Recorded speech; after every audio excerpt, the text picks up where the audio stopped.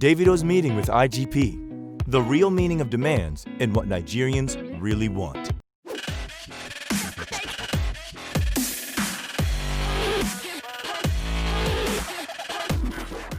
Hello there. When it comes to sourcing for a hot topic and highly engaging entertainment just in Nigeria, you can always count on us. Thank you once again for subscribing. And if you haven't, please go subscribe and hit the notification bell to keep you updated on the latest gist. 5 days after Nigeria celebrated its 60th independence anniversary, an event that is changing the status quo since Nigeria returned to democracy hit the scene as a leaderless mob, galvanized by mostly youth in their 20s, some of Nigeria's biggest celebrities, including its largest performers, Tiwa Savage, Wizkid, Davidо, lawyer and singer Folarin Falana, artist Runtown, and human rights activist Aiẓhà Yusuf all joined the protest against police brutality. The police in question are members of the Srесial Anti-Robbery Squad, popularly known as SARS. The squad was set up in 1992 as a way to push back a rise in violent crime. But over the years, the unit has been accused of becoming the very groups it was meant to stop. SARS has long been on the radar of civilians and NGOs for its mistreatment of the very people it's meant to protect. The protest has spread to at least a third of the nation's states, including the commercial hub of Lagos, the nation's capital, Abuja, and the oil hub of Rivers. But the question is, how did the campaign to end police brutality pull together an ad hoc coalition across the country into a leaderless movement? Like to find out? Make sure to watch this video to the end. Hit the red button below this video to subscribe and the bell button to get notified of every single video from Niger Gist. Now brace up and let's get right into it.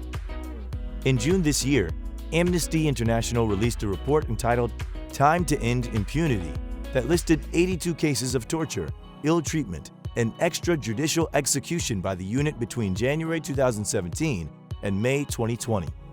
The End SARS protest resurged on 6 October after a video showing members of SARS allegedly shooting a man at point-blank range and drive away in his car.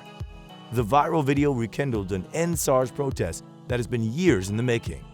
This time, not only on social media, but on major streets of the country. While End SARS seems to be directed to a unit of the police, it is not just a protest about rogue police officers. It is larger than that, and this is why. In June 2019, the Hong Kong government revealed plans to implement a controversial law that allows the extradition of Hong Kong citizens to mainland China.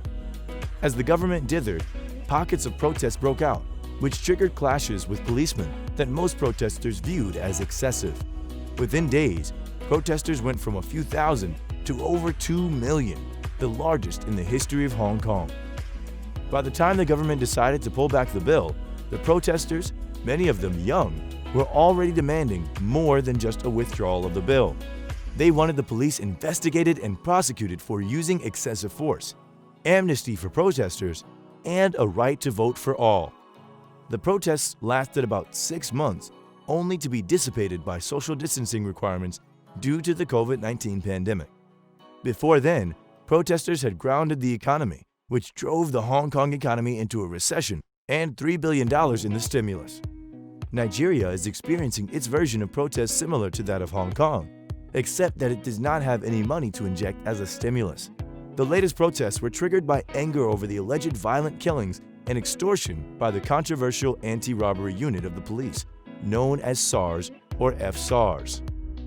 Now, to better understand the why of the protests, let's start with the history of SARS. The Srесial Anti-Robbery Squad, SARS, was created to protect Nigerian citizens after a wave of unprecedented armed robberies and cybercrime, popularly known as Yahoo Yahoo, in the country. To prevent armed robbers from recognizing them, they wore plain clothes, carried guns, drove unmarked vehicles, and put the fear of God in armed bandits. Their success made them the heroes of the people.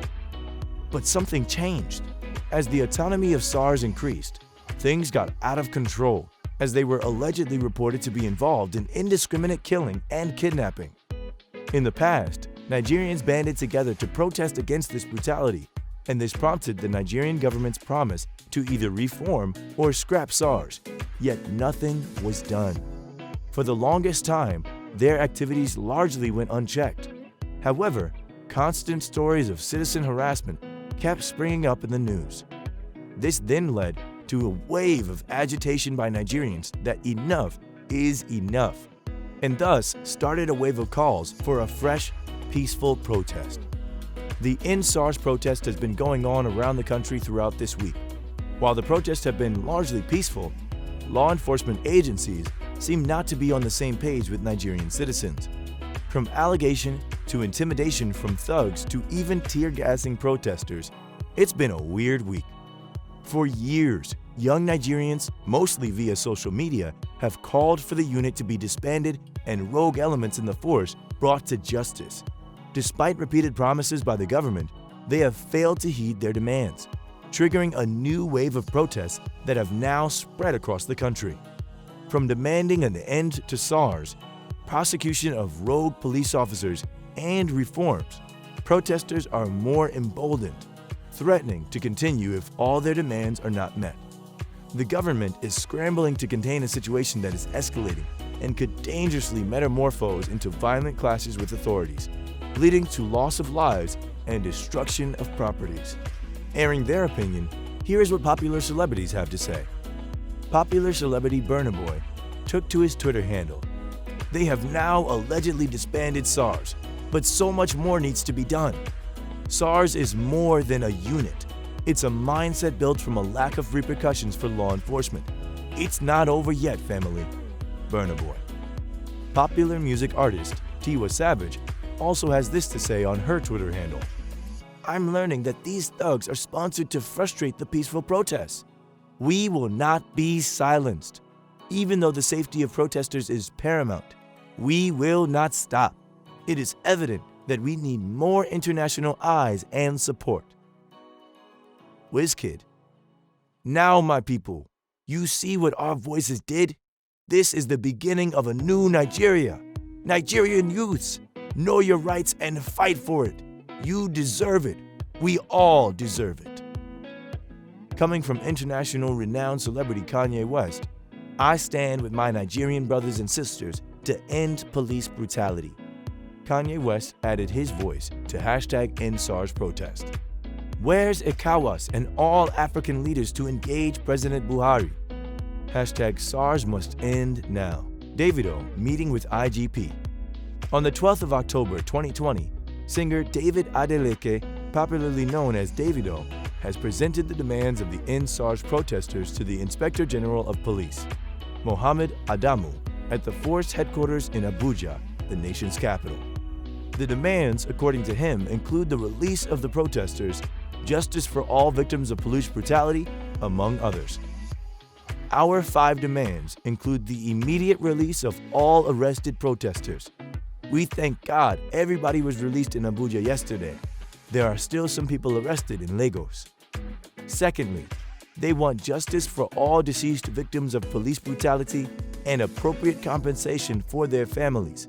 Out of everything, this is the most important, because if there is reform, you cannot change a life that has been lost. Setting up an independent body to oversee the investigation and prosecution of all reports of police misconducts within 10 days. It is impossible to do anything within 10 days, but it is something that should be looked at, he said. Davido equally called for a psychological evaluation of all officers of the disbanded Special Anti-Robbery Squad before redeployment, stressing that the training and retraining of police personnel are important. On his part, the IGP thanked Davido for the visit, explaining that reports of police brutality and infringement of human rights by SARS operatives issue date back to 2017. According to him, the step taken by the police authorities was to reform the unit to make it more responsive to tackling security challenges. Adamu explained that this is the first time the squad will be disbanded following numerous outcry from Nigeria's notable youths. Despite all of the protests done so far, there is fear that this week's protests could be sustained for more days, if not weeks. You only need to look at the economy of the Nigerian youth to understand why this is such a critical moment. According to data from the National Bureau of Statistics, youth unemployment is at an all-time high of 34.9%, making up 64.3% of total unemployed Nigerians. University students have also been at home for months due to the 7-month ASUU strike. There is still a window for the government to de-escalate tensions, and it is not just by accepting the terms of protesters on paper and making bogus pronouncements.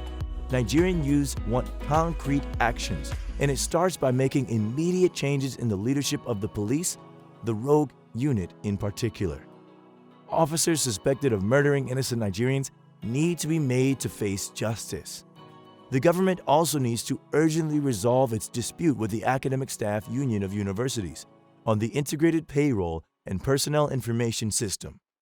Students and young Nigerians also need to be offered grants and palliatives to help them cushion the effects of an economic crunch that is in no way their making. Proceeds from the Nigerian Youth Investment Funds should be dispersed immediately to those who have applied. The government also needs to introduce student loan schemes for millions of Nigerian youths who can't afford to pay for quality university education. The National Assembly also needs to introduce laws that protect young Nigerians from police brutality, status profiling, and wrongful arrest. Investments in megatech hubs across the country. The establishment of recreation zones in major cities must be carried out by state governments to keep them engaged in activities that can better their lives. No investor, local or foreign, will put money in any country where its youths are in a long-drawn protest with the government.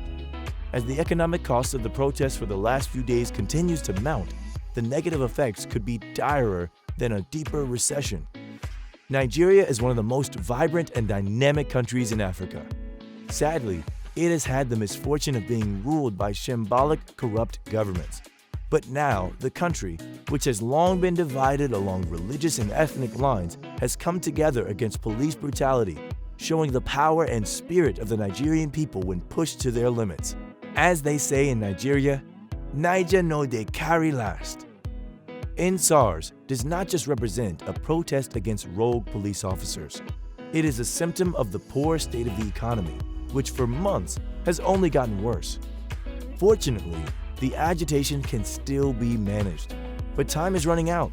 The people of the world's largest black nation deserve to prevail over state-sponsored oppression. And that's it for today's gist. If you enjoyed this video, comment down below your thoughts. Give this a like, share with your friends, and don't forget to hit the subscribe button and notification bell to keep you updated for more latest celebrity news from Aiʻhza Gist.